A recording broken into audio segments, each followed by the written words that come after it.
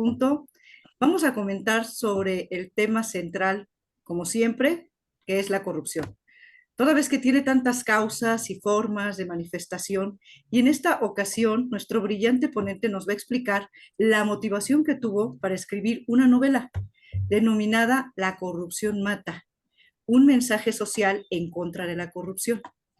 Por otra parte, no quiero dejar pasar el hecho de que de forma recurrente se expone una manifestación de la citada corrupción desde los puntos de vista muy técnicos. Siempre que damos una plática, pues somos como muy técnicos en ello, ¿no?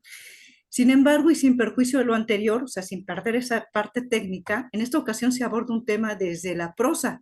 Eso a mí, a título personal, me llamó mucho la atención y me encantó, para ser precisos, donde surge desde el planteamiento del problema, desarrollo y un desenlace, que es lo súper interesante, ¿no? Aquí, lo que permite al lector usar su imaginario para poder aterrizar otras ideas y generar conciencia sobre otros sectores que se dañan como consecuencia de los actos de corrupción, sin un enfoque exclusivamente monetario, ¿no? Porque en muchas ocasiones decimos corrupción es equiparable a robo, ¿no? Por ejemplo, a fraude, pero siempre lo vinculamos con dinero y no necesariamente, sino por el contrario, también se está buscando aquí, hasta donde yo puedo entender que nos quiere dar a conocer el autor del libro, es el origen, el análisis del ser humano, cómo impacta desde sus pequeñas etapas, que en este caso pues es la infancia. ¿Sí? Es por ello que bajo este orden de ideas, reitero el tema que vamos a presentar, la corrupción mata, un mensaje social en contra de la corrupción, impartido por el maestro Jesús Abdalá Abud Yepes, quien es el autor de la novela y sobre el cual compartiré con ustedes su semblanza curricular. Jesús Abdalá Abud Yepes es licenciado en Administración Financiera y maestro en Administración por la Universidad Autónoma de Chihuahua, titulado con mención honorífica. Su tesis de maestría se editó como libro y se denomina Proceso Administrativo en Municipios con menos de 20,000 habitantes, y su grado de cumplimiento al artículo 134 constitucional. Este libro se publicó en el año 2019 por la Editorial Académica Española. Actualmente está por concluir la maestría en auditoría en la misma institución de educación superior. Toda su carrera profesional ha estado vinculada con la fiscalización y el combate a la corrupción, desempeñándose como supervisor de auditoría de cumplimiento financiero y de auditoría forense en la Auditoría Superior del Estado de Chihuahua. Fue titular del órgano interno de control de la Secretaría de la Función Pública del Estado de Puebla, adscrito a la Secretaría del Bienestar, al Instituto Metropolitano de Planeación y al fideicomiso público denominado Comisión Estatal de Vivienda de Puebla. Actualmente es integrante del Comité de Participación Ciudadana del Sistema Nacional Anticorrupción, bueno, en este caso del Sistema Estatal Anticorrupción de Chihuahua, y orgullosamente miembro del Observatorio del Sistema Nacional Anticorrupción, Asociación Civil. Asimismo, él cuenta con un certificado profesional en auditoría y contabilidad gubernamental emitido por el Instituto Mexicano de Contadores Públicos, Asociación Civil. Formó parte de la primera generación del curso nacional Liderazgos por un México Mejor, impartido por el Colegio de México y la Universidad de Harvard, auspiciado por el Consejo Mexicano de Negocios. Ha sido docente en distintas instituciones educativas en materia económico-administrativas a nivel licenciatura en la Universidad La Salle de Chihuahua, impartiendo las materias de administración pública, órganos de gobierno y finanzas públicas en Academia Empresarial de la Universidad Autónoma de Chihuahua, impartiendo temas de contabilidad gubernamental, así como profesor regional del Diplomado Virtual de la Ley de Disciplina Financiera con duración de 100 horas, auspiciado por la Auditoría Superior del Estado de Coahuila. Desde el 2014 ha sido colaborador de la revista Pro Chihuahua y otros medios de comunicación en versión impresa y digital, publicando artículos académicos y de opinión de diversos temas de interés general, principalmente los relacionados con temas económicos de auditoría y administración pública. Una vez leída la semblanza curricular, a quienes permanezcan en la plataforma Zoom, les pido por favor mantengan sus micrófonos apagados y les comento que todas sus dudas podrán manifestarlas a través del chat. Asimismo, pueden solicitar sus constancias al finalizar la conferencia escribiendo a nuestro correo institucional. A quienes lo vean por YouTube también pueden manifestar sus preguntas a través de la cajita que para tales efectos se encuentra. Pues bueno, antes de iniciar con nuestra interesante plática, le quiero pedir a nuestro presidente del Observatorio del Sistema Nacional Anticorrupción, Asociación Civil, el maestro en Administración Pública y contador público certificado, Gerardo Lozano Dubernat, que nos dirija unas palabras. Adelante, maestro, tiene usted la palabra. Gracias, Norma, por esta presentación. Impresionante el currículum de Jesús.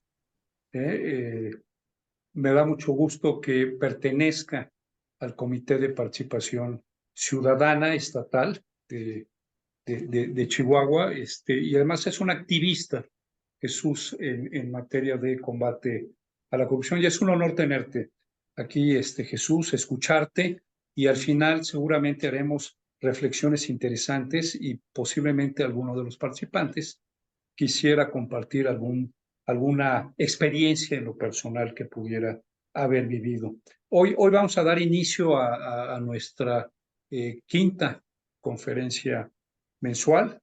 Yo soy el presidente en este momento del Observatorio del Sistema Nacional Anticorrupción. Me honro en presidirlo.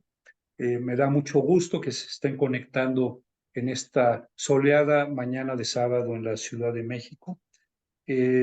Básicamente, este quinto evento que va a tratar precisamente sobre la corrupción mata, yo creo que la importancia y el interés que cobra es que corresponde a un libro, una novela escrita por Jesús, ¿sí? Donde de alguna manera vamos a ver este tema terrible, porque en lo personal yo tuve alguna experiencia donde sí puedo decir que la corrupción mata.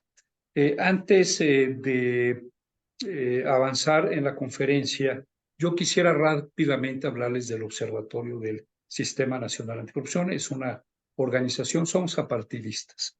Eso no implica que seamos apolíticos, ¿no? Nos mueve un interés legítimo de pretender un mejor país para todos, como creo todos los que estamos aquí, y por eso se conectan, porque buscamos un México mejor, quizá un México libre de corrupción y de impunidad. Entonces, el observatorio pues, realiza determinadas acciones para lograr con sus objetivos. También tenemos mucho interés en promover la integridad en el servicio público. Somos interlocutores o intentamos ser interlocutores, hablando de una manera humilde con la sociedad civil a través de las propuestas que hagamos y que hacemos en el combate a la corrupción y la impunidad. Nos preocupamos también en promover estudios, publicaciones, hacer este tipo de conferencias como la que nos tiene hoy aquí, y llevar también a cabo capacitación. En el observatorio creemos que el conocimiento debe de compartirse, y entonces en ese sentido, bueno, nos involucramos en temas como la contabilidad gubernamental, el control, la transparencia, la rendición de cuentas, ¿sí? Y también todo lo que tenga que ver con el ejercicio de principios, valores, ética e integridad, como ya lo dije, en el servicio público. El observatorio agrupa especialistas de distintas disciplinas, y lo que se pretende es que ellos aporten su conocimiento en todas estas acciones de prevención, detección y sanción de la corrupción. Y bueno, buscamos ser este canal con la sociedad civil para conocer propuestas e inquietudes. Estamos abiertos a asesorar y apoyar a personas físicas y morales que se acerquen a nosotros, ¿sí? A integrar y realizar denuncias. Yo en lo personal lo he comentado y recientemente presenté una denuncia en la Cámara de Diputados por la falta de presentación de unos informes sobre la fiscalización al Infonavit. Y en lo personal he presentado 12 o 13 denuncias penales. Entonces, estamos buscando también crear estas sinergias para que quien busque y tenga elementos para presentar una denuncia se pueda acercar también a nosotros. Queremos invitarlos a quienes no estén todavía en el observatorio a que pudieran incorporarse, ser parte de este movimiento, de esta organización, lo cual nos daría muchísimo gusto. Yo eh, eh, ya no ocuparía más de este valioso tiempo, ¿sí? Y de esta rica plática que nos va a dar Jesús. Simplemente le cedería la voz a Jesús. Abdala, es todo tuyo el micrófono, Jesús, y muchas gracias por tu tiempo, pero lo más importante, muchas gracias por haber escrito ese libro, ¿sí? Que eso creo que quienes escribimos, yo en lo personal que tengo que escribir una columna cada 15 días en el Universal, quita mucho tiempo. Te felicito, Jesús, habla de quién eres y además, bueno, felicidades porque Jesús acaba de ser papá. Que Dios bendiga a tu bebé y bueno, pues adelante, tienes el micrófono para ti. Muchas gracias a todos, los saludo con mucho cariño. Gracias. Muchas gracias, Gerardo. Muy buenos días a todas y a todos. Un placer poder estar el día de hoy aquí con todas y todos ustedes. Por ahí, varias personas conocidas, me da mucho gusto saludarlos. Y bueno, si me permiten, voy a poner una presentación para que sea un poquito más didáctica la plática sobre este libro. Nada más a ver si se alcanza a ver de manera correcta, de manera ampliada. Creo que ya se ve bien. Sí, bueno, yo lo veo bien. No sé si alguien no la puede visualizar. Adelante, Jesús. Perfecto, muchas gracias, Gerardo. Bueno, antes que nada, agradecer de manera formal al maestro Gerardo Lozano, presidente del Observatorio del Sistema Nacional Anticorrupción, a la maestra Norma también, a todos los miembros de la organización que han hecho posible esta presentación. Muchas gracias por sus esfuerzos para que esta sesión sea posible y por supuesto a todas y todos los presentes por tomarse un tiempo de su sábado, quizá muchos es el día de descanso y están aquí presentes. Agradezco mucho esta oportunidad. Y bueno, la idea de la sesión, como decía al inicio la maestra Norma, pues no es una plática tan técnica como quizá está más acostumbrado el observatorio, en el sentido de que pues es literatura, es un libro que se construyó con mucho tiempo. Yo creo que lo inicié en 2018, 2017 más o menos. Les platico que lo tenía guardado en un disco duro, llevaba 40 cuartillas más o menos y se me echó a perder el disco duro. Y la verdad que, como decía Gerardo, pues a veces sí es un tanto tedioso, te quita tiempo, eh, piensas y repiensas los temas. Y en algún momento sí pensé en ya dejarlo, porque realmente sí fue muy frustrante haber perdido 40 cuartillas. La idea ya la tenía, y sin embargo, pues mi esposa por ahí me impulsó a que lo terminara. Entonces, realmente la publicación fue en 2021, oficialmente, por decirlo de alguna manera. Tiene 2 años de vida, pues ya de acceso a todas las personas, pero bueno, la historia parte desde 2017, ¿no? En los tiempos libres, por ahí empezaba a escribir. Platicarles que pues es un libro local. Yo soy de Chihuahua, originario de Chihuahua, y vivo en este estado, y tienen su casa. Y bueno, también decir que ha tenido mucha aceptación a nivel local. El libro tiene un subtítulo que dice Horacio mató a Javier y César mató a todos. Es el subtítulo del libro, que tiene que ver mucho con la historia que platica el texto. Y para la gente local, incluso para la gente también a nivel nacional, pues estos nombres hacen mucho sentido. Sin embargo, no tiene bajo ninguna circunstancia ningún tinte político electoral. Así como ha habido mucha aceptación, y aprovecho para reconocer el apoyo que ha tenido el libro desde el sector empresarial en Chihuahua, desde la Asociación Civil Caregua. A lo mejor de ustedes la conocen, es una asociación civil que hace Contraloría Social en el país. Pues ha tenido mucha aceptación. Y también ha tenido resistencias, eso también lo debo de decir, porque pues quien no ha leído el libro y se va con el subtítulo, piensa que pudiese tener algunos tintes político-electorales, y no hay nada más falso que eso. Decirles entonces que es una novela corta, es un libro muy digerible porque no es una historia ni larga ni pesada, pero sí dramática, cruda, que al final da una pequeña luz de esperanza en el desenvolvimiento de la historia. Ahorita les iré platicando de qué trata de manera muy concreta la historia del libro y por qué busca fastidiar conciencias en el sector público, en la sociedad en general y en la clase política de nuestro país. También decirles que creo firmemente que al final de cuentas somos parte del Sistema Nacional Anticorrupción. Creo que la lucha anticorrupción se debe de realizar desde diferentes frentes o desde todos los frentes, porque a mi juicio, y lo digo de manera muy personal, me parece un absurdo creer que un grupo reducido de personas o un grupo reducido de instituciones van a poder controlar o disuadir el problema de la corrupción en México. Entonces, creo que la sociedad civil en general estamos llamados a hacer una revolución kantiana de imperativos categóricos, de honestidad y de transparencia, por eso kantiana, de imperativos categóricos. Entonces, la novela también va enfocado en esto, en mover conciencias. Y para iniciar ya de lleno la presentación, a mí me gusta sintetizar las motivaciones del libro, que ahorita les platicaré otras, pero de una frase que dice Mario Vargas Llosa, un premio Nobel de Literatura de 2010, que dice que la literatura es una forma de acción. Las palabras son actos, uno influye en la vida de otros y en la historia. No de una manera determinante, premeditada, pero sí de una manera indirecta, formando conciencias que están detrás de conductas, de tal manera que indirectamente la literatura sirve, contribuye a la acción en el seno de la sociedad. Mario Vargas Llosa. Y bueno, entrando en materia de la presentación, es una presentación corta, no me voy a extender mucho para, en su caso, poder oír sus comentarios, preguntas u observaciones.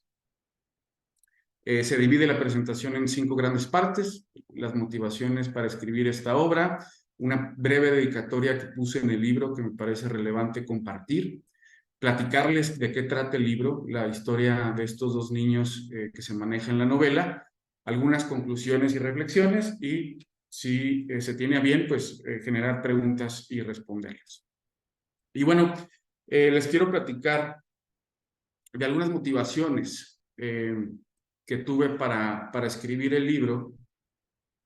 La primera de ellas, y lo digo de manera muy personal, que he estado ya mucho tiempo en el tema de combate a la corrupción desde diferentes esferas, sobre todo en la de fiscalización y ahora desde la vinculación de la sociedad civil en el combate a la corrupción.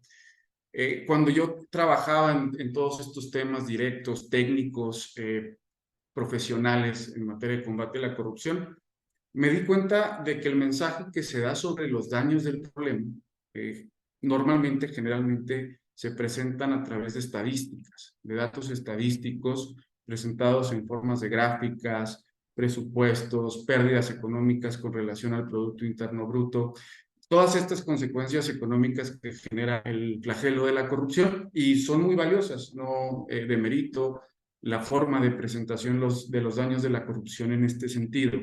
Pero a mi parecer creo que se quedaban cortos, al menos como un mensaje a la sociedad, porque pues sí, a lo mejor yo puedo comprender que la corrupción encarece el presupuesto público y que por ello no se dan mejores servicios a la población o a la ciudadanía. Sin embargo, creo que la propia conciencia no genera, al final de cuentas, una captación real del daño que sucede cuando algún político, algún servidor público abusa de ese poder encomendado para beneficiarse a sí mismo, a su familia, a su partido o a grupos excluyentes, ¿no? Que excluyen a la sociedad. Entonces, ese es uno de los principales motivos, tratar de transmitir los daños de la corrupción a través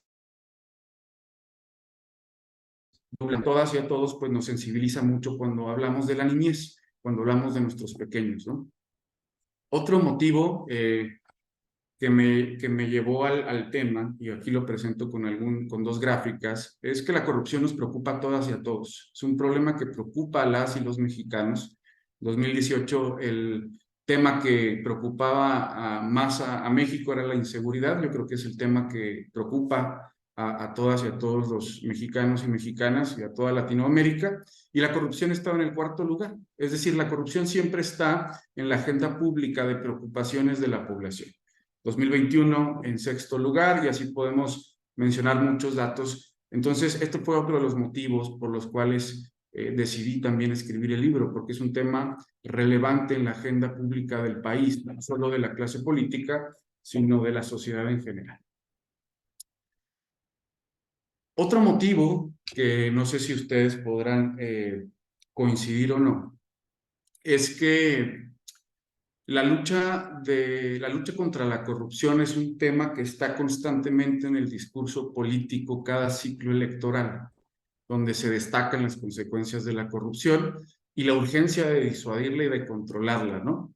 Sin embargo, es una opinión personal, creo que en los hechos la lucha es sesgada y es diferenciada en materia de anticorrupción. Y algo que decía ahorita Gerardo, al ser apartidistas, al no tener ninguna afiliación de color, sin que esto signifique ser apolítico, pues realmente cansa como sociedad, en donde si no hay un cambio de gobierno de un partido distinto al que estaba gobernando, difícilmente vamos a ver grandes casos de combate a la corrupción, porque, y aquí cito una frase del doctor Jorge Alatorre, presidente del Sistema Nacional Anticorrupción, que dice, a ver, el peor combate a la corrupción es el que se hace desde la política, usando arietes contra los adversarios y escudos protectores contra los aliados. Yo creo que también esto desincentiva mucho a la sociedad, porque vemos que se actúa muchas veces en contra de personas o de servidores públicos con un interés distinto al público, ¿no? Que es hacer justicia y que es disminuir los índices de impunidad, sino por intereses particulares que al final de cuentas pues no dejan de ser corrupción. Esto también fue otra de las motivaciones de decir, pues hay que generar conciencia de que no nos pueden vender esto de que la corrupción es contra unos cuantos, ¿no? Y a los aliados y a los amigos los protejo. Eso también fue una de las motivaciones para escribir este libro. Y también este motivo, el que les presento en esta lámina, es que también en lo personal percibía y percibo que seguimos siendo una sociedad bastante permisiva con ciertos actores, en donde a pesar de que hay enormes escándalos de corrupción, siguen estando en los primeros lugares de preferencia de la sociedad. Entonces, volvemos a este problema que creo hemos tenido, en el que se escucha a nivel nacional, a nivel local, bueno, pues que robe, pero que haga, ¿no? Como diciendo, pues es un mal menor el tema de la corrupción. Entonces, también decir, bueno, ¿por qué realmente no hay un hartazgo realmente social contra estos actores que, digo, obviamente privilegiando el debido proceso y que todos somos inocentes hasta que se nos demuestre lo culpable? Sin embargo, en temas político-electorales, la gente tiene que ser sensible a elegir personas que no han estado involucradas en escándalos de corrupción. Eso fue otro de los motivos principales. Y en esta lámina que sigue, hablando de los motivos, y son temas que yo platico mucho con los estudiantes cuando hablamos de la relevancia del combate a la corrupción. Yo les digo, ¿por qué estamos hoy reunidos aquí en la escuela, o en este caso hoy sábado en el observatorio? Les digo, por nuestra forma de gobierno, ¿no? No podríamos estar hablando de combate a la corrupción si fuésemos una monarquía, por ejemplo. Y por eso, y cito estos artículos constitucionales, porque, como dice el 39, la soberanía nacional reside en el pueblo. El poder público dimana de este y se instituye para su beneficio. Entonces, el tema de hablar de corrupción, pues es totalmente contrario a la soberanía nacional, ¿no? Quienes están en el poder únicamente son representantes de la voluntad popular y no debiese haber, entonces, un abuso de esas posiciones, porque representan a la sociedad en su conjunto y tendrían entonces que hacer todo para que ésta tuviese los beneficios que merece y que necesita. Y luego los otros, también les comento cuando estoy con chicos de la escuela, de la universidad, les digo, a ver, como es una obligación constitucional contribuir a los gastos públicos del país a través de impuestos, derechos, aprovechamientos y todas las contribuciones, también hay una obligación del gobierno en el 134 de administrar esos recursos públicos bajo ciertos principios: eficacia, eficiencia, transparencia, economía y honradez. O Es decir, hay una obligación dual, una responsabilidad dual tanto de la sociedad, de la ciudadanía, de contribuir a que el gobierno pueda operar, pero también a que éste administre los fondos que recibe, recursos humanos, materiales o financieros, de una manera eficiente y eficaz, entre otros principios. Entonces, esto también es una motivación para decir cómo es posible que haya tanta corrupción en México si quienes están en el poder únicamente nos representan y tuviesen que servirnos para generar valor público y mejorar las condiciones de vida. Estas fueron parte de las motivaciones. Y luego, como les decía al principio, pues resumiendo, el objetivo del libro es fastidiar conciencias. Esta frase me lo dijo un amigo de Caregua, que dice, realmente cuando lo leí me fastidió la conciencia, ¿no? Él decía, a veces creemos que abonamos como ciudadanos porque somos buenas personas, ¿no? Porque trabajamos de manera honesta, porque pagamos nuestros impuestos, porque hacemos las cosas. Y él me decía, cuando leí el libro me di cuenta de que ya no es suficiente ser buena persona. Necesitamos hacer algo más allá de nuestra responsabilidad y de nuestros principios y valores. Ya no es suficiente ser bueno. Hay que entrar en acción y exigir que las cosas se hagan de manera correcta. Y entonces el libro retrata la historia de dos pequeños, de dos niños, y lo pongo así, que pudiesen ser nuestros hijos, nuestros nietos, nuestros primos, nuestros sobrinos. Y creo que entonces cuando se lee la historia, pues genera mucha más despertar de conciencias, ¿no? Que la corrupción, como decía también en Norma al principio, no es únicamente peculado, llevarme recursos del erario para beneficio privado, genera unas consecuencias colaterales que muchas veces no alcanzamos a ver, y eso es lo que busqué leer. Y bueno, les presento aquí en la siguiente lámina la dedicatoria que viene en el propio libro, que me pareció y me parece relevante compartírselas. Aquí la pueden apreciar, dice, la dedicatoria del libro va a las niñas, niños, mujeres y hombres de Chihuahua y de México, a quienes de manera directa o indirecta la corrupción les ha arrebatado sus sueños, oportunidades, ilusiones, proyectos, su esperanza, su fe y hasta la vida misma. A todas esas generaciones de jóvenes que se perdieron por la corrupción en el país, por obstruirles por comisión u omisión el pleno ejercicio de sus derechos fundamentales como la libertad, el acceso a la salud, a la seguridad, a la educación y a la justicia, secuestrados por la violencia y los intereses del crimen organizado. También, ¿por qué no? Hay que también ser ecuánimes y no pensar que toda la clase política cojea de la misma pata. También lo dedico a los pocos políticos del país, mujeres y hombres, que han ejercido sus funciones con respeto, responsabilidad y amor hacia su comunidad, anteponiendo siempre en todas sus decisiones y actuaciones los intereses colectivos de la sociedad por encima de sus intereses personales. Esa es la dedicatoria del libro que les comparto. Y ahora les platico, ya entrando como en materia del libro, para que lo conozcan un poquito más. Aquí les pongo un tanto pintorescas las láminas para hacerlo un poco más atractivo. Compartirles la sinopsis del libro. Es una novela reflexiva que busca concientizar a la clase política y a la sociedad en general sobre las lastimosas consecuencias de la corrupción política y gubernamental, a través de una dolorosa historia de estos dos niños llamados Horacio y Javier. Un gobernador corrupto se enriquece, ignora la división de poderes, compra voluntades políticas, medios de comunicación y conciencias, buscando permanecer impune. Las consecuencias de sus actos terminan de manera trágica con la vida de dos jóvenes inocentes. Aquí están Horacio y Javier. La historia comienza describiendo su vida. La historia comienza cuando ambos tienen 10 años en el libro. Horacio es de clase humilde, clase sencilla, clase trabajadora, mientras que Javier pues es de una clase económicamente mucho más privilegiada.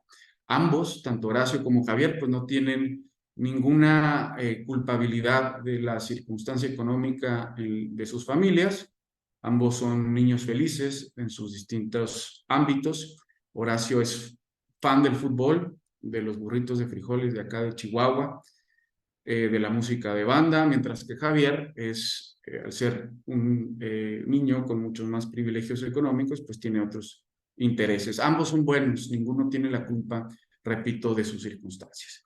Y luego esta niña, que también está en el libro, es una amiga del pequeño Horacio, del chico humilde, en donde Horacio pues está perdidamente enamorado de ella. A ella también le gusta el fútbol y es muy relevante en la historia sin ser un personaje principal, pero ahorita al final van a ver por qué es relevante la historia de Alexa, amiga de Horacio.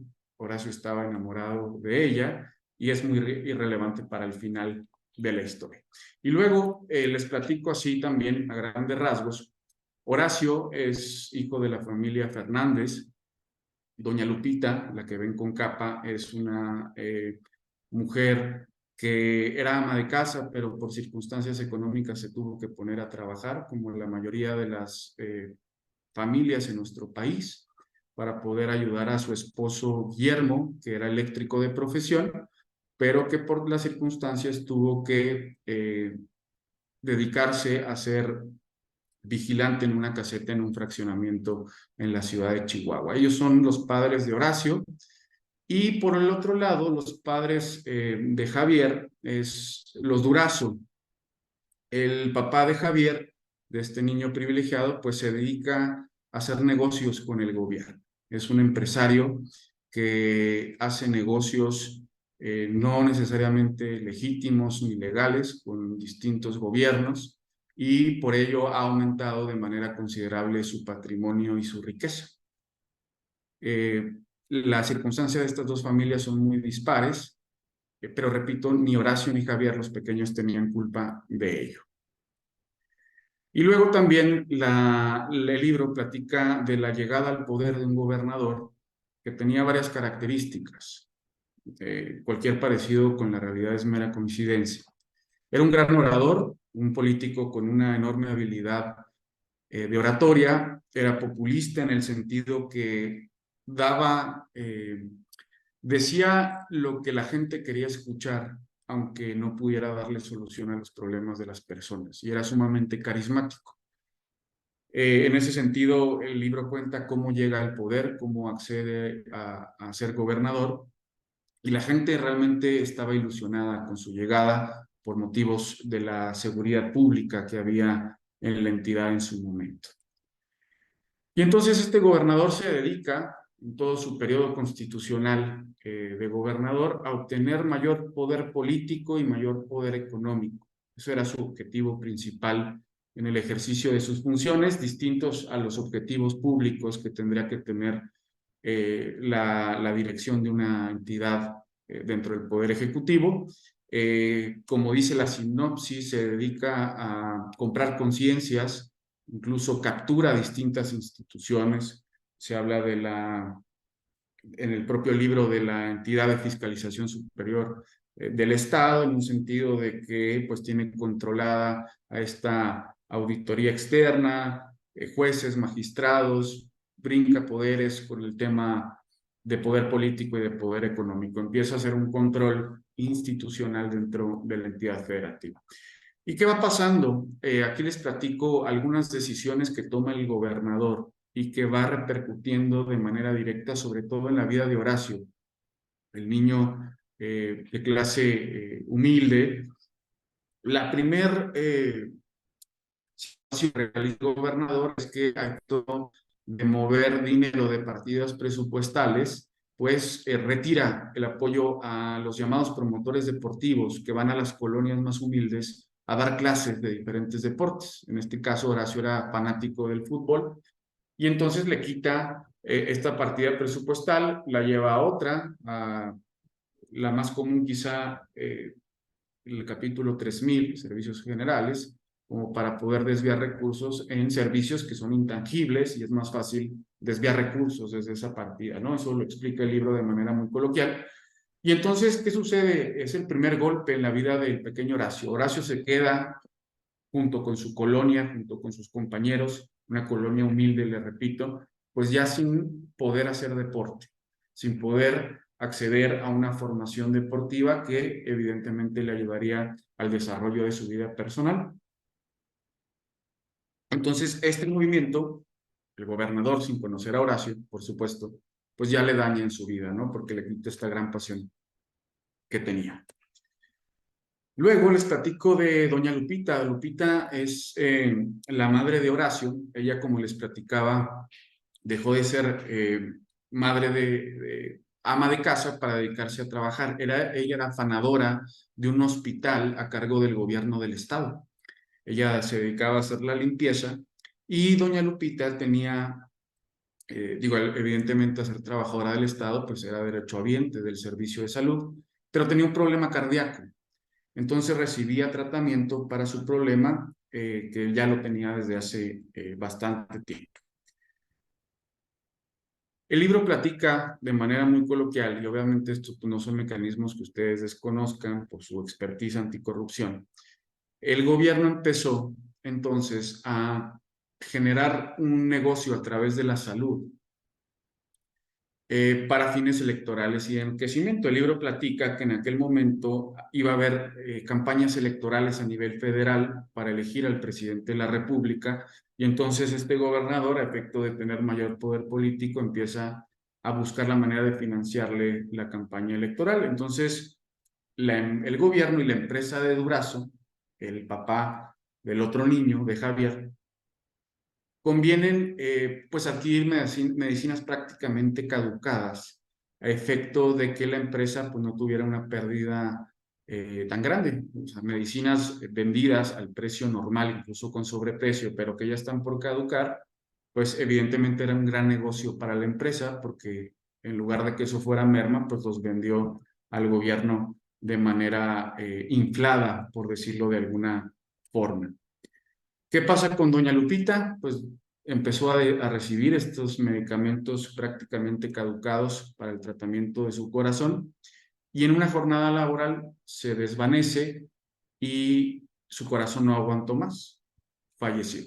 Fallece doña Lupita por un tema de medicamentos, por comprarlos de mala calidad, prácticamente caducos. Luego, obviamente el libro describe la situación terrible que vivió este pequeño Horacio con el fallecimiento de su madre. Obviamente el papá de Horacio también estaba devastado porque era un hombre que se dedicaba únicamente a ser proveedor en el hogar y pues no tenía la experiencia de cuidar a un niño de 10, 11 años. El gobierno continuó con sus negocios extraoficiales y ahora buscaba sacar ganancias con la adquisición de camiones de transporte urbano. Adquirieron camiones usados, así se manejó a la población, argumentando que las fallas de estos camiones usados eran únicamente de carácter estético y no mecánico. Los camiones en realidad presentaban fallas en los frenos, no solo eran fallas estéticas, y sin embargo se hizo el negocio, evidentemente donde medió algún beneficio extraoficial para el gobernador y servidores públicos cercanos a él. Entonces, en una ocasión, con la tristeza que cargaba don Guillermo con el fallecimiento de su esposa, él trabajaba, como les comenté al inicio, siendo velador en un fraccionamiento. En una noche lluviosa, se subió a uno de los camiones urbanos para irse a su casa con su pequeño hijo. Se quedó dormido en el trayecto y también por las malas condiciones del pavimento, lo que sucedió fue que se hizo un socavón en el suelo, el camión por la falla mecánica no alcanzó a frenar y cayó en picada, ¿no? Descansa en paz don Guillermo Fernández. También fallece el padre de Horacio por decisiones de corrupción en el gobierno. Y aquí les platico un poco. El libro cuenta estas dos historias de manera paralela. Los Fernández y los Durazo no se conocen, y mientras la vida de Horacio sigue siendo una enorme tragedia por la pérdida de su madre y la pérdida de su papá, pues los Fernández, caso contrario, pues vivían de manera holgada, incrementando su fortuna, porque al final de cuentas intervenían en todos estos negocios fraudulentos al gobierno, ¿no? La vida de Javier estaba rodeada de lujos, la mejor educación, las mejores clases extracurriculares, y pues se pronosticaba un futuro brillante en términos de educación y profesionales para este pequeño Javier, que repito, pues él no tenía la culpa de los negocios que hacía su papá. ¿Qué pasó con Horacio? Horacio, cuando ya fallecen sus dos papás, su mamá y su papá, pues resulta que ningún familiar se puede hacer cargo de él, por lo que es entregado al DIF estatal. El DIF lo canaliza a un orfanato para que pudiera pues ser cuidado, ¿no? Porque al final de cuentas era un menor de edad, era todavía un niño. Sin embargo, el gobierno decidió retirar el financiamiento a estos orfanatos. En el libro se plantea que el orfanato pues, es una asociación civil que recibe financiamiento público a efecto de poder atender a aquellos niños que quedaran huérfanos. El gobierno, como sucedió con el promotor deportivo, decide quitar el financiamiento a este tipo de instituciones, por lo que Horacio pues, ya no podría recibir atención psicológica, atención de cuidado y pues educación integral para que él pudiese desarrollarse como niño y como joven, pese a haber quedado huérfano. Entonces lo que sucede es que el gobierno le retira los recursos al orfanato, el orfanato deja de ser un área especializada, únicamente funge como guarida para todos los niños que estaban en esta situación y ya no hay protección para los niños. Lo que sucede entonces es que Horacio recibe violencia física y psicológica por parte de otros niños mayores que ya no estaban bajo el control de la institución. Y al final de cuentas, pues queda a la deriva, porque ya únicamente la institución era un lugar de llegada en la noche. Y al final de cuentas, el pequeño Horacio es reclutado por el crimen organizado, ¿no? Al quedar a la deriva. Horacio quedó sin familia, sin su deporte favorito y sin un lugar seguro a donde llegar. Fue maltratado, abusado, quedó a su suerte. Y como les comentaba, pues fue adoptado por el crimen organizado, ¿no? De ser un niño feliz, de ser un niño que tenía sus padres, que tenía la oportunidad, a pesar de su condición económica, de tener clases de fútbol, e ir creciendo poco a poco para el día de mañana mejorar sus condiciones de vida, pues dio un giro de 180 grados a través, de manera directa o indirecta, de decisiones públicas relacionadas con actos de corrupción. Entonces, aquí ya estoy por concluir como el desenlace de la historia, y por eso les decía al inicio que recordáramos a esta pequeña niña llamada Alexa, cuando Horacio ya es parte del crimen organizado, el cual pues empieza a cometer incluso delitos de alto o bajo impacto.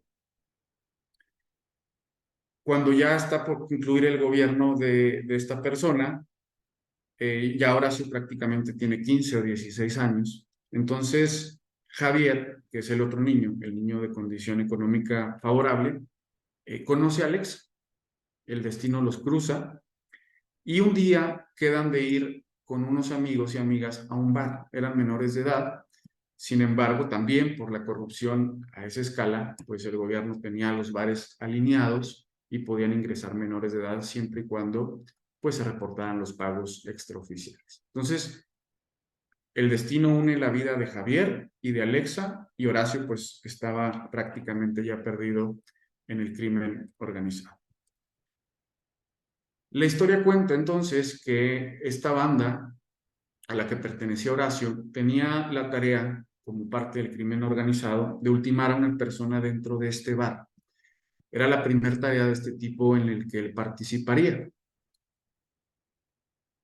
Y aquí el libro presenta una situación en donde le dicen al pequeño Horacio, este niño que era un pan de Dios y el destino lo lleva a ser parte del sicariato prácticamente, que cuando entraran al bar tenían la orden de ultimar a 2 personas inocentes, con la finalidad de sembrar el caos en la sociedad y mandar un mensaje al gobierno y a la población. Y si no lo hacían, si no ultimaban a 2 personas de forma aleatoria, pues ellos corrían el riesgo de que el jefe de la banda terminara con la vida de ellos.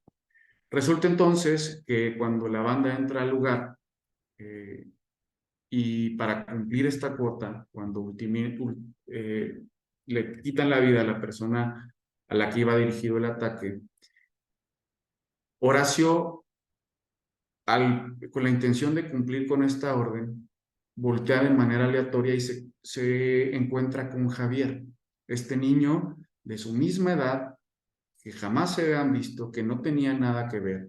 Como les repito y les dije al inicio, los dos eran inocentes. Al empezar su vida, cuando empieza la historia del libro de 10 años, pues se topan en este bar.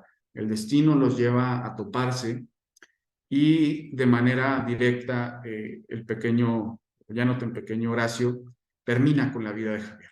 Horacio mató a Javier, por eso el subtítulo del libro. Y para cumplir con la segunda cuota que le pedían a Horacio, se topa con Alexa. Alexa era este amor de su vida de niño y se queda petrificado porque la reconoce y no puede hacerlo. Al no hacerlo, otro de los líderes de la banda pues termina con la vida de Horacio. Entonces, al final de cuentas, se entrelazan la vida de estos 2 pequeños de manera aleatoria, de manera de destino, y al final de cuentas los 2 terminan de forma trágica su vida. Y por eso el subtítulo, porque Horacio mató a Javier, pequeño Horacio mata a Javier, y César Durán en el libro mata a todos, porque al final de cuentas la pérdida de la vida de Lupita, de la vida de Guillermo, de la vida de Javier y de la vida de Horacio tienen que ver con este gobernador. En ese sentido, pues hay un reencuentro del pequeño Horacio con su mamá y con su papá, y la historia es bastante trágica, como lo pueden advertir. Sin embargo, Alexa, esta niña que no es un personaje principal, pero que al final del libro vuelve a aparecer con esta trágica circunstancia en el bar, pues Alexa analiza el tema y se da cuenta que no era posible que aquel Horacio que ella había conocido, que era un niño feliz, un niño sensible, una buena persona, hubiera terminado como parte de una banda criminal. Entonces ella, se platica al final, pues decide luchar contra la corrupción y se convierte, con el paso de los años, estudia Derecho y se convierte en fiscal anticorrupción en el Estado. Hasta ahí la historia del libro. Espero haber sido lo más ecuánime para platicarles la historia. Obviamente tiene muchos más detalles, muchas más circunstancias, pero esta es la historia del libro. Esto es lo que busca transmitir, que la corrupción no queda como un robo, como el incremento del patrimonio de unos cuantos, como la exclusión al poder de ciertos grupos, sino que cada decisión, por más mínima que ésta parezca, afecta la vida de personas. Obviamente la muerte es quizá lo más grave de todo. Sin embargo, la corrupción quita oportunidades, quita competencias, quita muchísimas cosas, no solo la propia vida. Algunas muy breves reflexiones. Un segundito que perdí aquí la presentación. Si alcanzan a ver la presentación, ¿verdad? Perdón. No sé qué sucedió. Ahí está. Y bueno, algunas conclusiones y reflexiones. Primero, la corrupción no implica únicamente, como decíamos, el enriquecimiento de unos cuantos y la búsqueda por conservar o alcanzar más poder, sino que repercute de manera directa o indirecta en las familias, sin distinción de condición económica y social. Evidentemente, en primera instancia, la sufren, la corrupción me refiero, las personas más vulnerables, y en segunda, quienes más privilegios tienen, normalmente presentado en forma de inseguridad y violencia. Y de otras formas, ¿no? Pero las más concretas pudiesen ser esas. Horacio y Javier, los niños de la historia, Eran 2 niños inocentes que vieron truncada su vida por decisiones irresponsables, tanto del sector público como del sector privado. No dicen que para bailar tango se necesitan dos. Creo que lo mismo sucede en el tema de la corrupción. Y, por supuesto, la idea del libro es: la corrupción no puede ni debe ser tolerada bajo ninguna circunstancia, por el propio mensaje que busca dar el libro. Y hay una frase de Gilbert Chesterton que dice que los cuentos superan a la realidad no porque nos digan que los dragones existen, sino porque nos dicen que pueden ser vencidos. Eso es también una parte como conclusión. Y pues ya, si ustedes tuvieran a bien hacer preguntas, comentarios, pues estoy enteramente a sus órdenes. Muchas gracias. Gracias, estimado Jesús. Quisiera, si me permites, leer algunos comentarios que se hicieron en el chat, sí, en relación a la presentación. Nada más dame un segundo porque déjame. Aquí dice Víctor Gutiérrez: excelente historia, felicidades Jesús, gracias por la invitación. A Enrique Victoria, dame un segundo. Escribía también nuestro compañero Felipe, no sé por qué no me puedo mover, que te felicitaba por la narrativa, que es una excelente historia, que habría que llevarla al cine. Coincido también. Rogelio Santillán te felicita y señala que es impactante, cruda, real, simple. Yo creo, y además, yo en lo personal coincido contigo. Es muy refrescante escucharte, Jesús, porque yo creo que muchos de los que estamos aquí, yo creo que la mayoría, tenemos una gran coincidencia contigo. ¿Sí? Mencionaste aspectos, por ejemplo, hablaste de resistencia, ¿no? En cuanto a tu libro, yo te puedo decir como un activista anticorrupción que he encontrado una gran resistencia. Inclusive te lo digo, dentro de personas cercanas a mí, ¿no?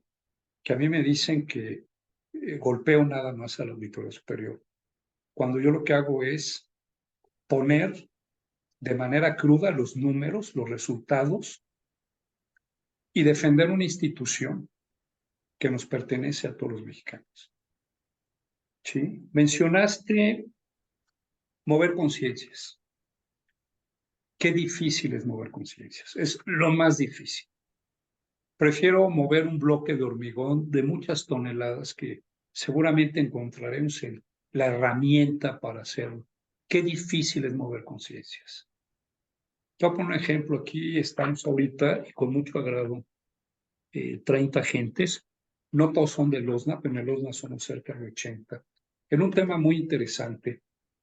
Y algo que a mí y se los digo aquí a ustedes, es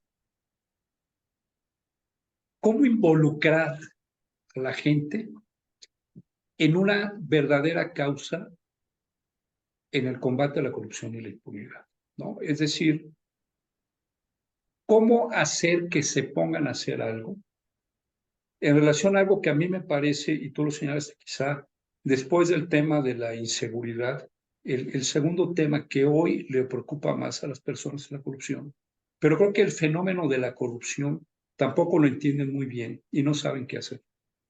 La vía para cómo puedo hacer algo, pero tampoco hay mucha participación en los temas, ¿no? Yo recuerdo rápidamente en un chat al que me invitaron por aquí, mi querida Lisa, y te veo, te saludo con mucho cariño, me invitó en un chat donde hay más de 100 gentes y son chats donde yo digo que la gente vive en la cultura de la queja, ¿no? Los memes, y ahí decimos, y la corrupción nos quejamos, pero cuando decidimos en ese chat invitarlos a ver quién se une de los que aquí están, vamos a sentarnos a pensar qué podemos hacer, cómo podemos participar, cómo podemos influir. No.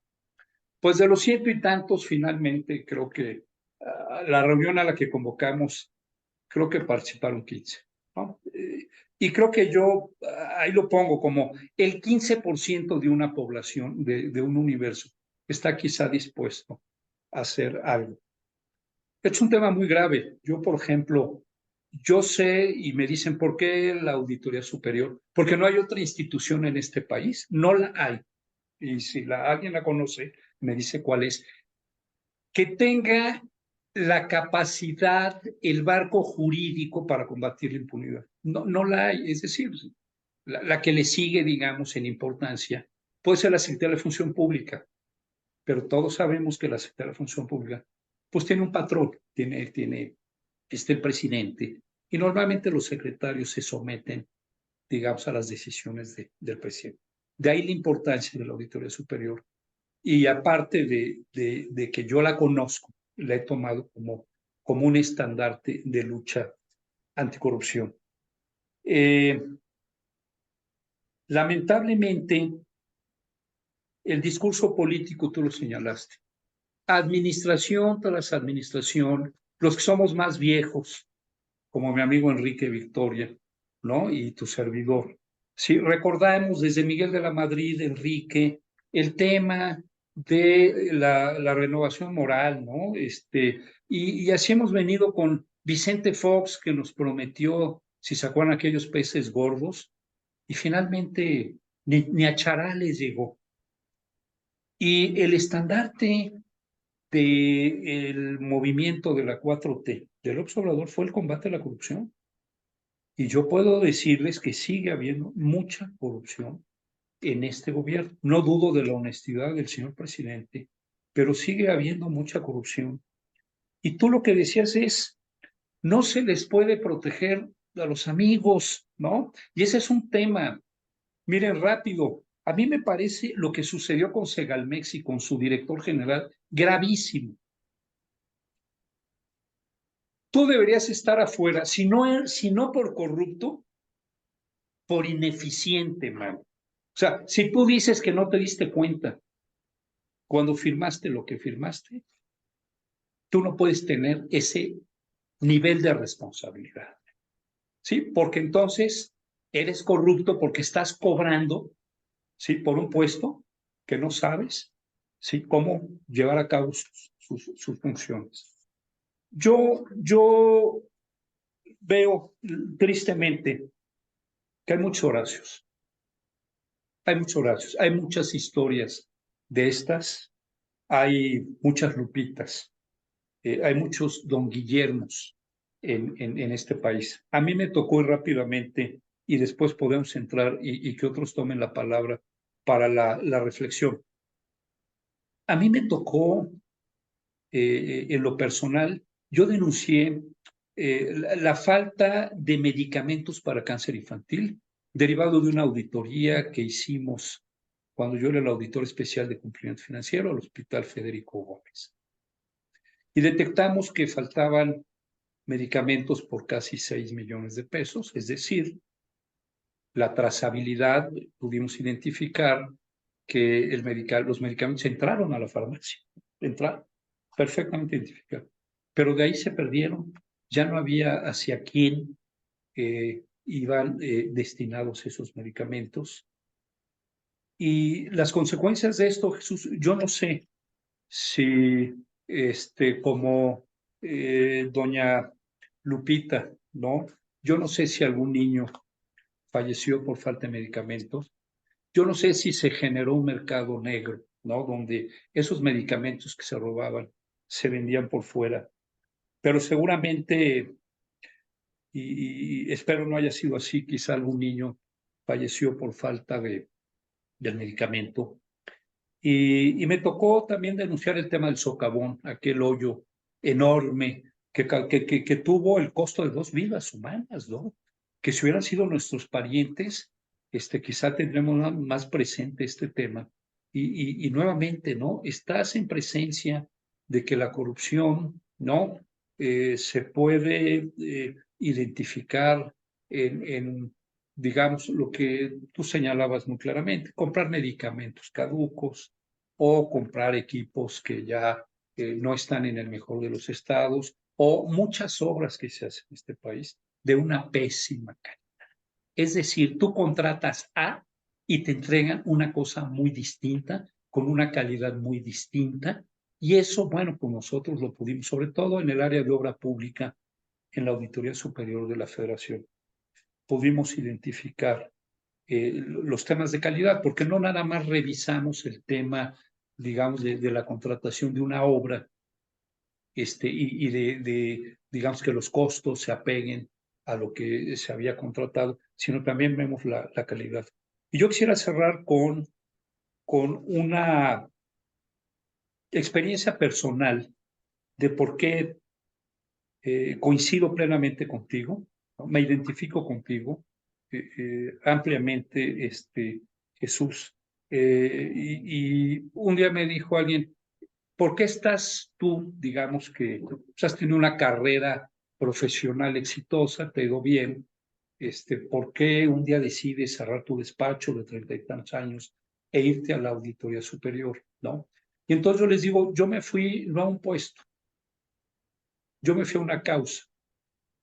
Es decir, desde la Auditoría Superior yo podía influir en que las cosas sucedieran.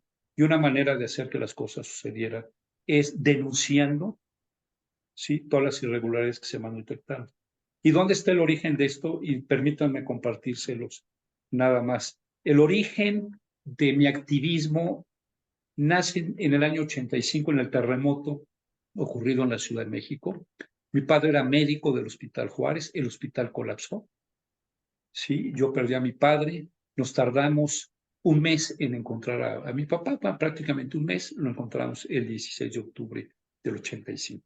Yo viví en el Hospital Juárez, yo les puedo decir que lo que observé fueron columnas que se tronaron, sí, y que cuando las observabas podías ver que dentro del colado había polines. El polín es un trozo de madera que se utiliza, digamos, para hacer las cimbras en las construcciones. Y vimos el tipo de varilla, la varilla sumamente esbelta para un hospital que tenía 12 pisos y no más 12 pisos. Después le pusieron un helipuerto hasta arriba, ¿no? Entonces, lo que nosotros vivimos ahí fue, primero, darnos cuenta de que un hospital, ese hospital, sí, había sido hecho, digamos, con una mala calidad, pésima calidad, ¿no? Y la otra, fuimos objeto en aquella época de amenazas, porque, bueno, pues algunos de mis hermanos, yo recuerdo, había un periodista muy famoso, que la mayoría de ustedes algo no se va a acordar, pero a lo mejor mis contemporáneos sí, que se llamaba Juan Ruiz Gili, que tenía un programa que se llamaba 60 Minutos, y sacó un reportaje precisamente sobre el Hospital Juárez, sobre el fallecimiento de mi papá, e inmediatamente nos mandaron a un coronel a callarnos. Es decir, el poder, al poder le estorba, ¿sí? Le estorbamos, y me voy a incluir ahí, estorbamos a aquellos que hacemos visible, ¿sí?, los actos de corrupción. Yo he estado visibilizando temas, he estado de alguna manera en una causa en lo personal presenté 11 denuncias penales, una de ellas fue la de medicamentos infantiles, y yo presenté las denuncias de Segalmex un año antes de que la Auditoría Superior las presentara. Pero por supuesto que hay mucha resistencia, hay molestia, ¿no? Ahora resulta que los buenos pareciera que te quieren poner en el lado oscuro, ¿no? En el lado donde te vuelves incómodo, ¿no? Y esa parte la he vivido, por supuesto, en la situación que hoy estoy viviendo. Hay poca solidaridad, lo digo también, pocos se suman a la causa. Quizá tantos como los que están aquí, no más, es decir, y lo digo, no es un reclamo, pero de los 80 de Losna, yo creo que realmente comprometidos con una causa, hay muy pocos, ¿no? Hay quien dice, pues yo pertenezco, pero no participo. Ojalá podamos hacer algo. Yo no tengo la fórmula mágica, ¿no?, para decir, vamos a hacer esto. Es algo que hay que construir entre todos. Y estoy seguro, Jesús, que tú haces una gran aportación. A mí me encanta tu libro, de veras, como un texto que algún día me sentaré con mi hija a leérselo, a platicar, porque al menos sí he podido hacer en mis hijos, en mi entorno, gente de bien, hijos que comulgan con lo que hago, que me apoyan. Hoy tengo una pareja que me apoya al 100% en esto, como a ti tu esposa, después de haber perdido 40 cuartillas, cualquiera dice ya, ya, o sea, porque de pronto dices, pues, si ya lo tenía, estaba, son horas y horas. Yo sí les quiero decir que escribir un artículo que ustedes leen en el Universal en 5 minutos, a mí me toma 10 horas o 12 horas, porque además lo tengo que documentar. Por si el señor de la Jusco sale a decir que yo soy un mentiroso, pues le tengo que demostrar con pruebas que lo que yo tengo ahí es exactamente lo que sucedió. Yo te felicito, Jesús. Evidentemente me mueve esta historia, porque la realidad es más fuerte que tu historia. La realidad de lo que estamos viviendo, la cantidad de estos jóvenes y también ver los excesos de la clase política. Ahí están. Yo no los voy a describir, ahí están, ¿no? Y a veces la falta de congruencia, ¿sí? De querer, digamos, decirnos que pues con un par de zapatos, pues si alguien quiere tener 50, porque honestamente y honradamente, ¿sí? Lo ganó con su trabajo, ¿sí? Y quiere tener 50 pares o 20 bolsas, yo creo que está bien. El problema es que estamos llenos de corrupción, de gente que nunca ha hecho un negocio, que es algo que yo les digo a los políticos, ojalá pudiera salirte a hacer un negocio. Llevo 3 años yo en lo personal, soy constructor, tramitando unos permisos para una obra, ¿sí? Y te dicen, regresa en 40 días. Un permiso que ya tenías, que estás renovando por cuarta ocasión, porque la tramitología es tan larga que cuando terminas uno, ya se te venció el otro. Y entonces con la mano en la cintura, dicen, no, pues vengas en 40 días cuando no saben realmente lo que es ser empresario, lo que es generar empleos, lo que es generar riqueza. Y yo en lo personal creo que la manera de sacar al país adelante es generando riqueza. Y eso es a través de gente que son empresarios, pagando los impuestos, por supuesto, sí, y haciendo y actuando de una manera honesta. Yo ya no quiero eh, tomar más tiempo. Yo quisiera quizá que alguien más pudiera intervenir, que nos pudieran platicar alguna otra experiencia o quisieran hacer alguna reflexión sobre tu muy interesante libro. Te felicito, Jesús, y por eso te dije al principio, lo más importante es que hayas tenido la voluntad de escribir. Felicidades. Adelante, por si alguien, Normita, si alguien quiere tomar la palabra. Gracias, Jesús, te felicito con el corazón. Muchas gracias, querido Gerardo. ¿Alguno de los participantes quisiera hacer uso de la voz, hacer su manifestación de manera directa? Porque decime, adelante, Sonia, te escuchamos. Bueno, buenos días a todos. Gracias. Yo pertenezco al Comité de Participación Ciudadana del Estado de Oaxaca.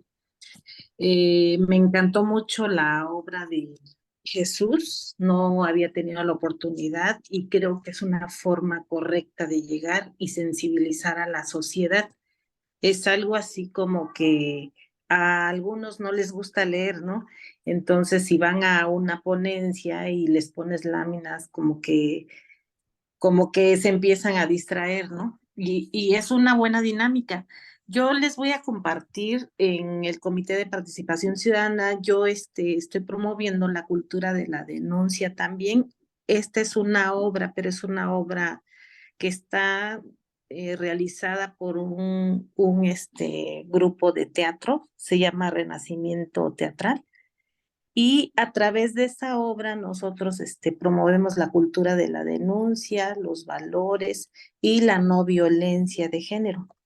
Entonces se me hizo algo padre porque es algo similar, nada más que lo de nosotros pues es con actores, su servidora es la encargada de impulsarla. Y es una obra que prácticamente pues yo le invierto, ¿no? Cada mes y la presento cada día 25 ante instituciones educativas. Ya estamos llegando casi al gobernador porque es lo que queremos que llegue esta obra. Nos han mandado a traer de los Cobaos, de la universidad en municipios y llegamos con la Secretaría de las Mujeres, gracias a Dios. Es una obra que también habla sobre digamos, diversos tipos de violencia que hay en una familia, ¿no? Y finalmente culmina ahora sí que con la muerte de la protagonista. Y es una obra muy, muy fuerte que yo creo que se necesita ese tipo de contenidos para sensibilizar a las personas. Entonces, me encantó la obra de Jesús y ojalá algún día tengas oportunidad, Jesús, de venir a presentarla aquí a Oaxaca para que invitemos a universidades o a la misma sociedad civil. Es cuanto, gracias. Muchas gracias, Sonia. Gracias por tu participación. ¿Algún otro de los integrantes, de los que se encuentran ahorita en el chat, que quisieran hacer alguna manifestación? Leticia, Sí, adelante. gracias, Norma. Pues bueno, primero felicitar por este tema, a Jesús en especial por su libro, dramático, si no diría yo algo más. Eh, la verdad, sí, sacude conciencias porque una cosa es leer cifras, todo, pero no aterrizamos realmente a cuál es la situación real o el impacto que esto tiene. Comentó Jesús que en sus actividades como académico, en las clases con los alumnos, y nos comparte, y alumnos y más grandes, lo que decías pega. La pregunta, Jesús, tu libro, ¿lo has manejado en la universidad? No digo yo como texto, pero como un libro para análisis, discusión. Siento, porque veo en los temas de tanto cualquiera de las materias que se están dando, incluso la del Sistema Nacional Anticorrupción que se está dando en la UNAM, que me hicieron el favor de compartir el temario, me parece que tu libro sería un buen elemento para en alguna, no sé, en alguna, ¿cómo decirle?, actividad se sometiera para un análisis con los jóvenes, porque estamos hablando de quienes ya están en el servicio, en la actividad pública, pero ¿cómo llevarlo más abajo? Entonces, si tienes algún comentario sobre esto, ¿cómo lo manejas? Muchas gracias, Leticia, por tus palabras, por tus comentarios. Te agradezco mucho.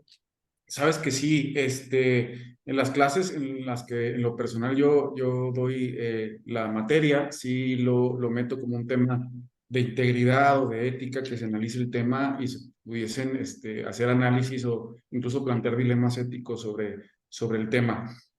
He tratado de ser muy cuidadoso porque también aquí hay un tema de ética de mi parte, en el sentido de pues, no estar promocionando como el tema del libro directamente, como para tener algún tema de venta. De hecho, les comparto yo el tema que se ha hecho con sociedad civil en Chihuahua, con los grupos empresarios. Me han solicitado adquirir el libro y yo lo doy al costo. Es decir, no genero ningún tipo de utilidad porque me parece que es congruente de mi parte, pues no buscar espacios como para hacer este tipo de venta, ¿no? Incluso si se fijan en la presentación, pues no les pongo de manera directa el enlace de la compra porque no es la intención promocionar la venta. Sí, obviamente la difusión del libro, del mensaje, pero soy cuidadoso con ese tema a efecto de ser congruente, ¿no? De no tomar una ventaja de los espacios. Obviamente, si me lo piden de manera personal, con gusto les paso el link donde se puede adquirir.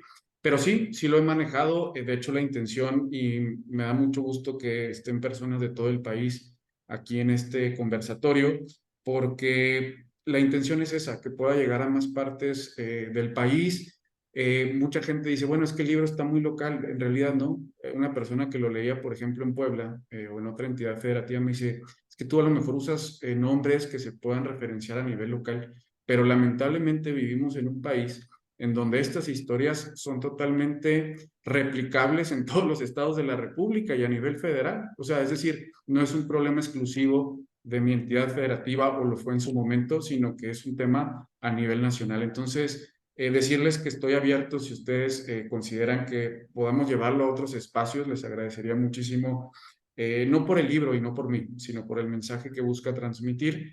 Y yo pues estoy a la orden, Leticia, de lo que podamos pues ahí compartir en otros espacios, cuenta conmigo, con mucho gusto. Muchas gracias. Identificaste mi tono al otro extremo de Chihuahua. Soy de Yucatán. Ah, muy bien. Gracias, Excelente. Jesús, estar en contacto. Gracias. Perfecto, gracias a ambos. ¿Algún otro participante Me que quiera gustaría, Normita, fíjate que hay varios comentarios aquí en el chat que me gustaría hacer. Aquí Santi, me imagino, por ahí te veo. Reina, saludos. Dice muchas felicidades, Jesús, para esa aportación tan importante. Sí, dame un segundo. Luego dice aquí, Mónica González, me sumo a las felicitaciones hacia nuestro brillante expositor. Nos deja realmente un tema para reflexionar, coincido contigo, Mónica, pero sobre todo nos invita a reforzar nuestras acciones, sí, en ese sentido, con esa contundencia. Y déjame moverme aquí porque yo no soy muy...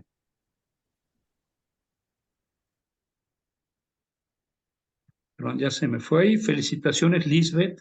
Felicitaciones al autor. Ojalá podamos dar amplia difusión al libro. Totalmente de acuerdo. Excelente obra, sobre todo porque nos hace tomar conciencia sobre la forma en que la corrupción nos afecta directamente en la vida de las personas. Hay el valor de este libro en la medida en que la sociedad tome conciencia sobre el impacto que tiene la corrupción en nuestras vidas, podremos movilizar a la sociedad para hacer algo. Felipe Jiménez, saludo Felipe, considero fielmente que este problema de la corrupción es un tema de educación, no de cultura. En el hogar predicamos con el ejemplo para que nuestros hijos sean buenos ciudadanos, educándolos en el hogar, incluyéndolos en las instituciones educativas.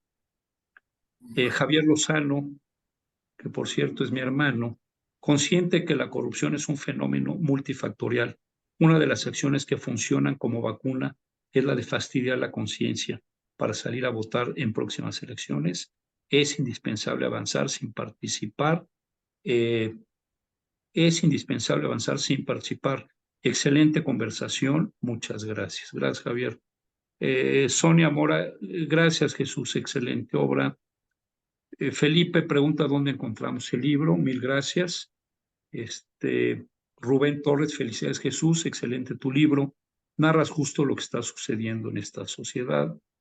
Julio López Troncoso, le expreso mi más sincera felicitación al maestro Jesús Abud por su excelente novela, misma que nos permite darnos cuenta de los alcances de la corrupción.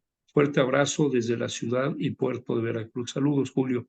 Tania Pérez, Tania dice que ojalá los que desempeñamos un cargo público tengamos esta pequeña muestra, como muchas que suceden día a día en nuestra mente en el desempeño de nuestro trabajo.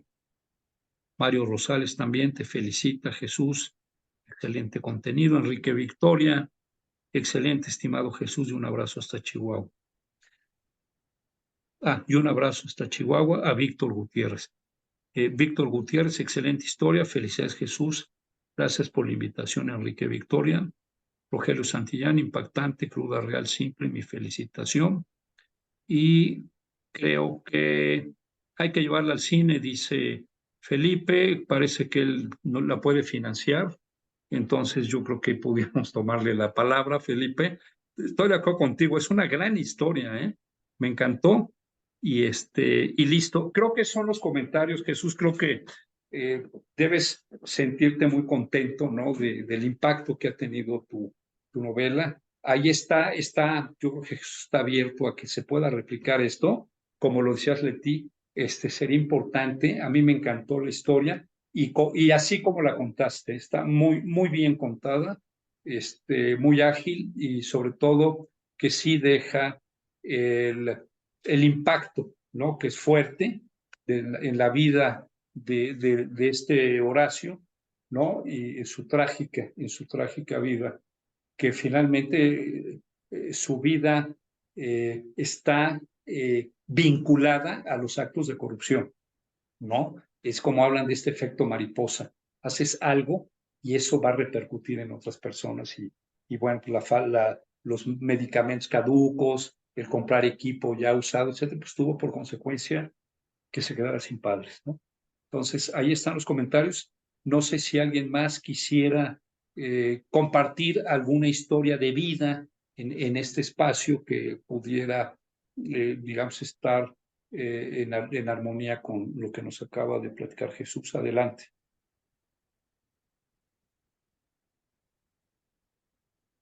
Muy bien.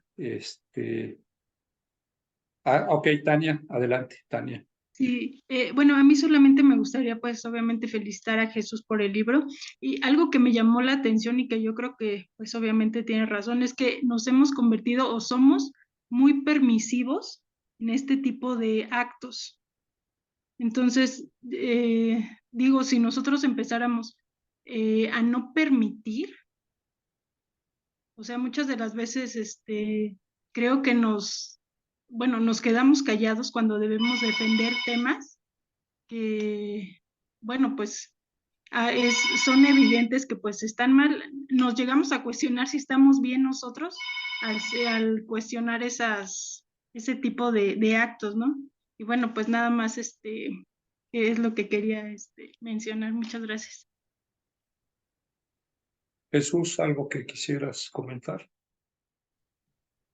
Gracias, Gerardo. Sí, nada más, digo, de acuerdo, gracias también por el comentario. Yo creo que aquí el tema de ser permisivos o no, también hay un tema que creo que todos coincidiremos, el tema de la denuncia y de la protección a denunciantes. Es un tema que se está luchando a nivel país, a nivel entidad federativa, de que haya protocolos de atención a denuncias y de protección a denunciantes. Decía un amigo, no se trata de que llegue la DEA o el FBI a proteger tu casa, cambiarte de nacionalidad y mudarte de país, pero sí en México es muy difícil denunciar porque se ven a veces violados nuestros derechos laborales y humanos cuando nos atrevemos a denunciar. Yo en este sentido te felicito, Gerardo, por todo lo que has hecho en materia de denuncias. No es fácil, no es sencillo. Vivimos todavía en un país en donde denunciar conlleva riesgos de diferente tipo, ¿no? No solo en el tema de integridad física, pero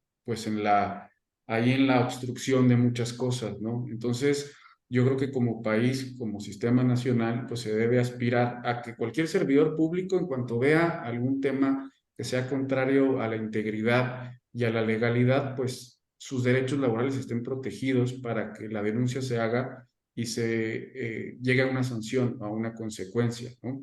Creo que el tema de la impunidad, también lo decía Gerardo al inicio, es un tema que alimenta la corrupción, ¿no? Decía un amigo, y lo ponía yo con estudiantes también, yo les decía, a ver, ¿qué pasa si yo les ofrezco una inversión en donde el 97%, hay un 97% de posibilidades de que ustedes tripliquen esa inversión? Y obviamente todo el mundo levantaba la mano, queriendo entrarle al negocio, ¿no?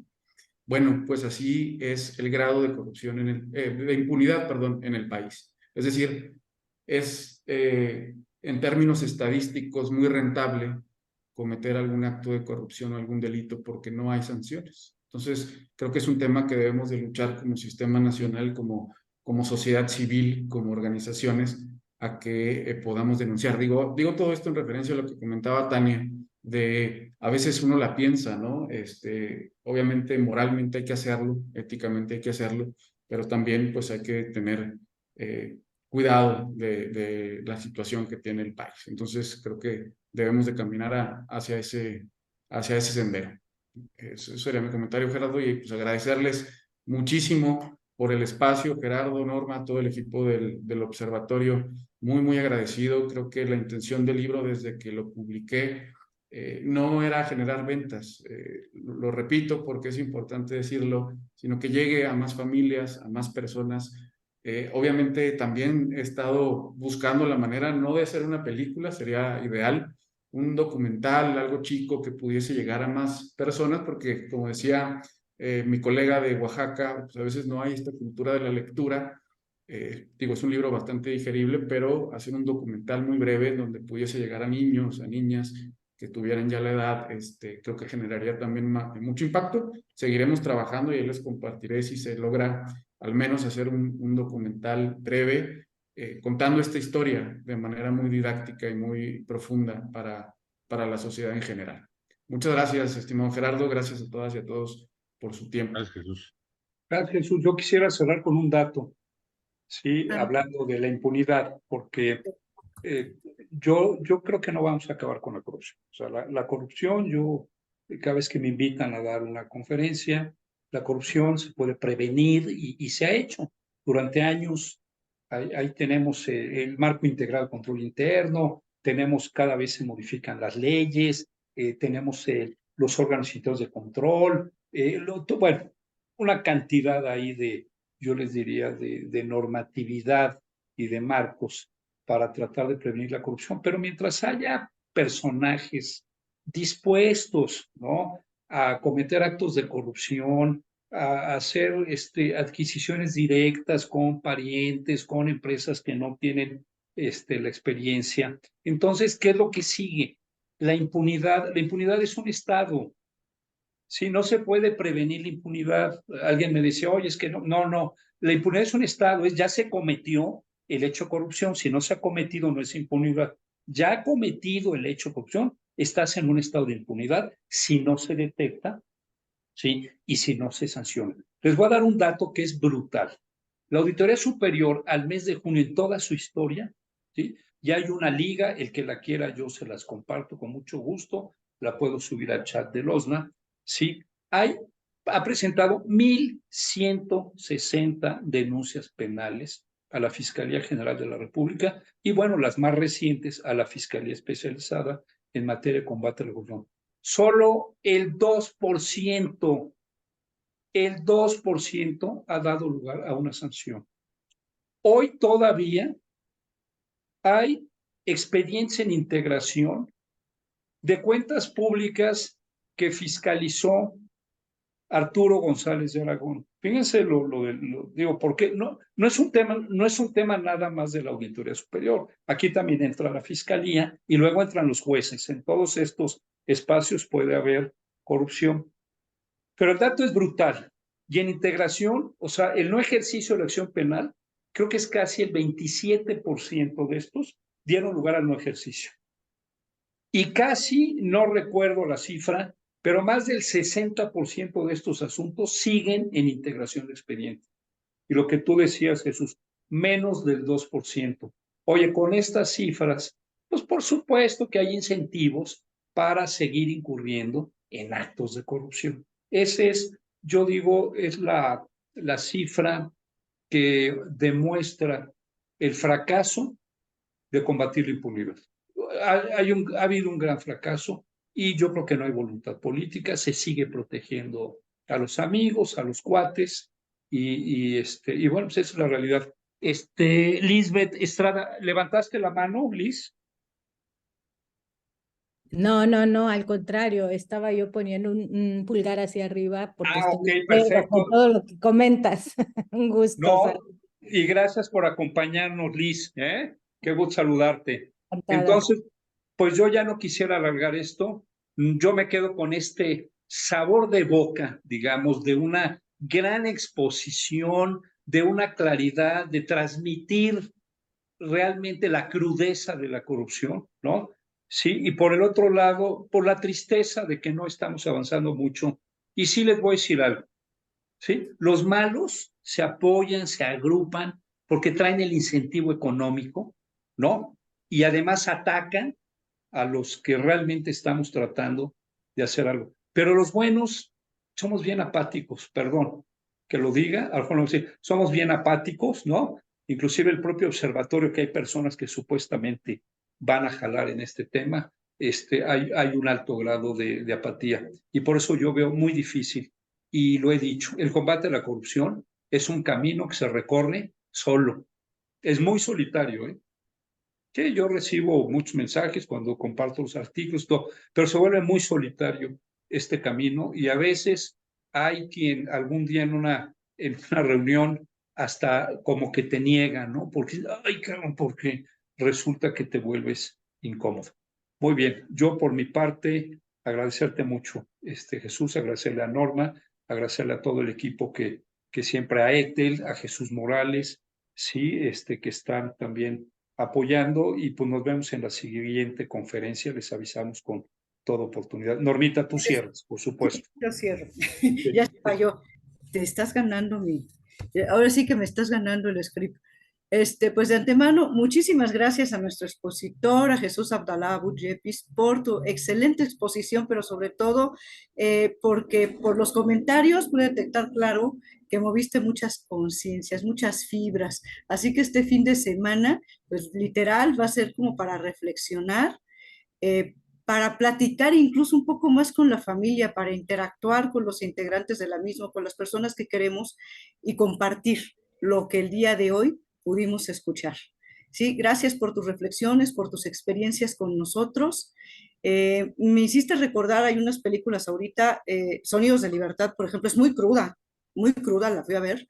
Salí enojada del cine, enojada conmigo, porque dije, ¿qué estoy haciendo yo desde mi trinchera, que estas cosas siguen pasando?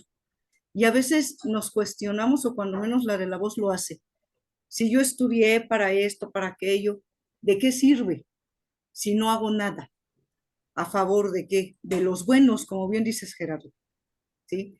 También hay otra película que yo recomendaría, El Nuevo Orden, ese es del 2020, también es crudísima, para todos aquellos que piensan que la corrupción no los va a alcanzar jamás.